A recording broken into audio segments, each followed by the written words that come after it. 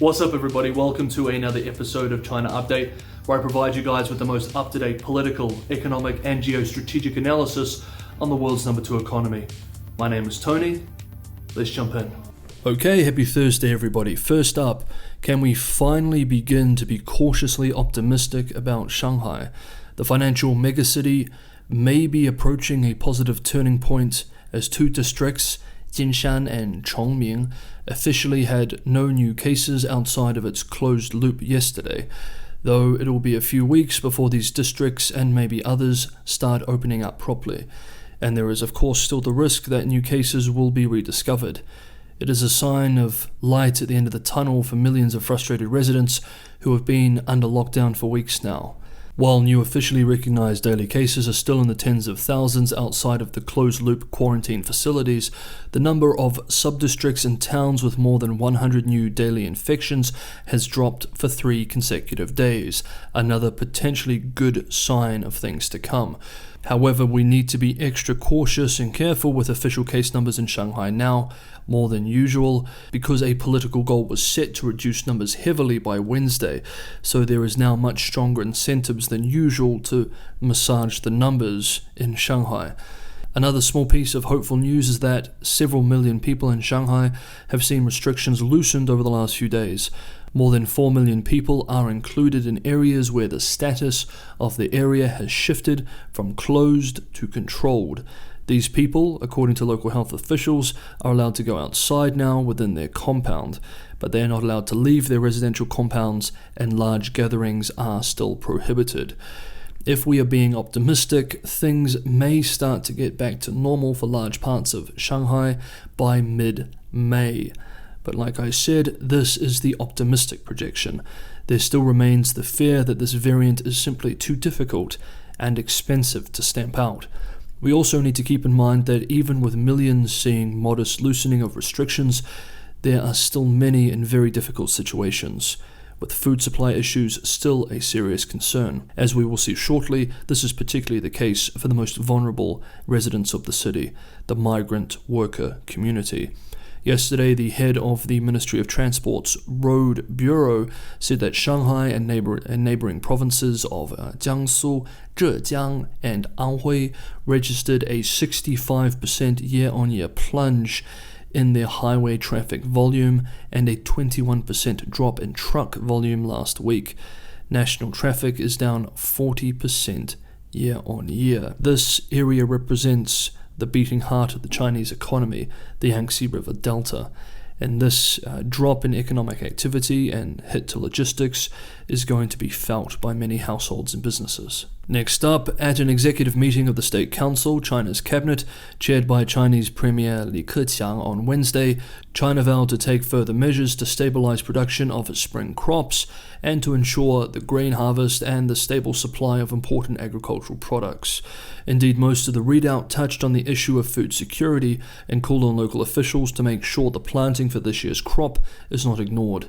Considering that the country is facing national lockdowns and the political and economic fallout that comes from that, the fact that the State Council dedicated so much time to the topic of food security is very, very telling.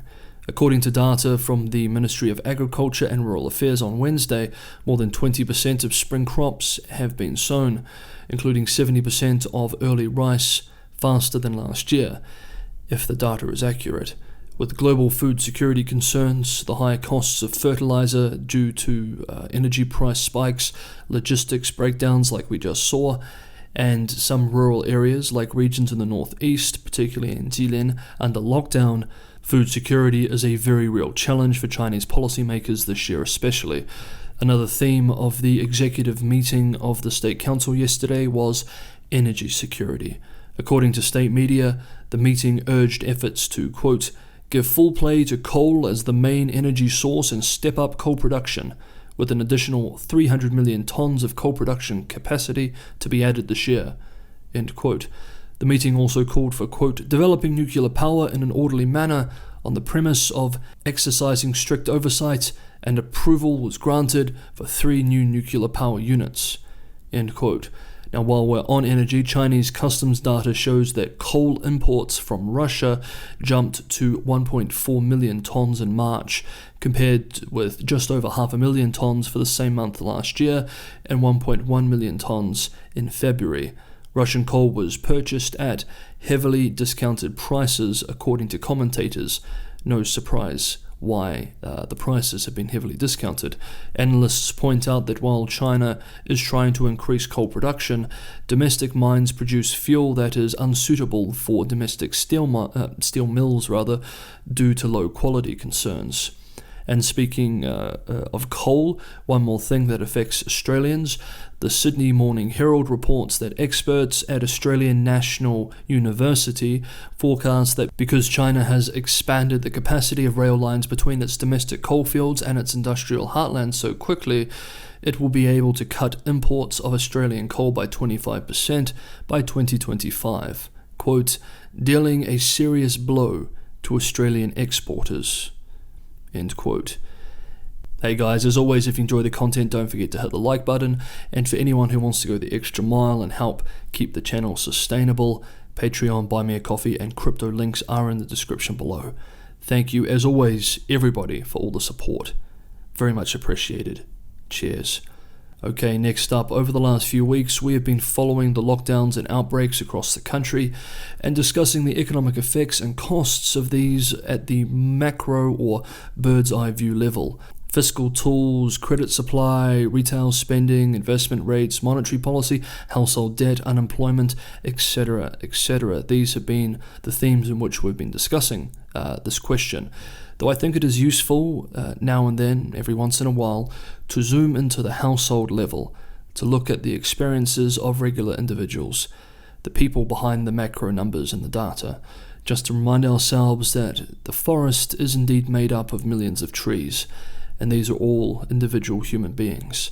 Let's listen to what they have to say. Fears of falling income and losing jobs are spreading here. No one can afford to lose their job. Other industries in China only offer much lower incomes and cannot support our high household debt. There are a lot of internet company employees like us, in their 30s, who bought one or more properties with millions of yuan in the past 2 years, with a monthly mortgage of tens of thousands of yuan. Stocks and year-end bonuses account for most of our income, while our fixed monthly salary is just a small part. In just 2 or 3 months, the wealth on the books of many US-listed Chinese companies has dropped by 70% or more. That equates to our annual salaries being down by a third or more from last year. End quote. Next up, a migrant worker who is based in Shanghai. Quote, I only have a middle school education, couldn't figure out how to fill out the order forms by hand and back them up on the computer at my last job. So last September I joined this factory in Shanghai, making car parts. In Shanghai, you can't really have savings if you only make 7,000 a month. After I subtract rent, cigarettes, clothes, and personal expenses, there's nothing left. We've been staying in the dorm with a seal taped over our front door. We only brought enough supplies for 5 days, because the Shanghai government said that lockdown would end on April 5. By April 6, I had no food or money left.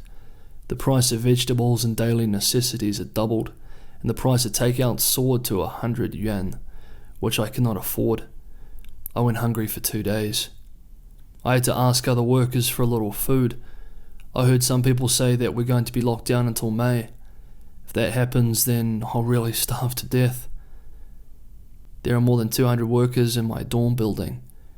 We've never received any government supplies. End quote. And finally, an upper middle class investor based in Shenzhen, in the south of the country bordering Hong Kong. Quote, the economic downturn, geopolitical conflicts, the epidemic, and US inflation will affect the investment market and domestic demand.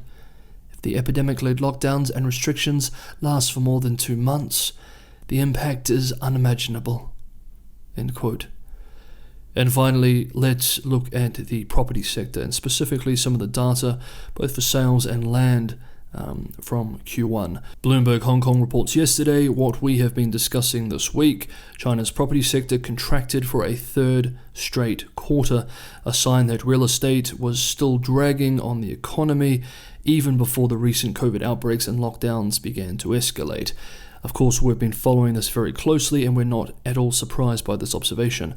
We remember that in March, new home sales declined 29%, and on Tuesday, China's National Bureau of Statistics reported that output in the real estate industry, a key economic contributor, contracted 2% in the first quarter year-on-year, representing the steepest drop among all sectors, again according to work from Bloomberg's Hong Kong analysts.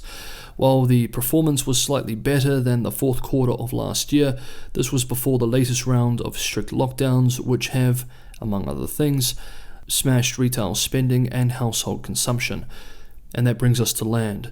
According to the Ministry of Finance data released on yesterday, Q1 also saw revenue from selling rights to use state-owned land, a huge source of revenue for local governments, fall 27.4% year-on-year to 1.2 trillion yuan, approximately $187 billion. And one more thing while we're on property, Chinese financial media outlet Caixin reports that real estate services provider eHouse China Enterprise Holdings Limited has defaulted on a $298 million bond, quote, after getting caught up in the financial troubles of several property developers. End quote. I'm sure they will not be the last. Caixin analysts observed that the default on the 7.625% bond, which was due on Monday, triggered a cross default on a $300 million note due in 2023.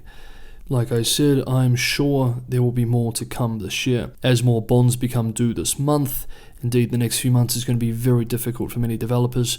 I'm sure we'll see many companies like this also fall under the pressure. Hey guys, I'd love to hear what you thought about some of the updates we covered in today's episode, so throw your comments below. Always love hearing from you. Thank you for watching. I'll see you next time.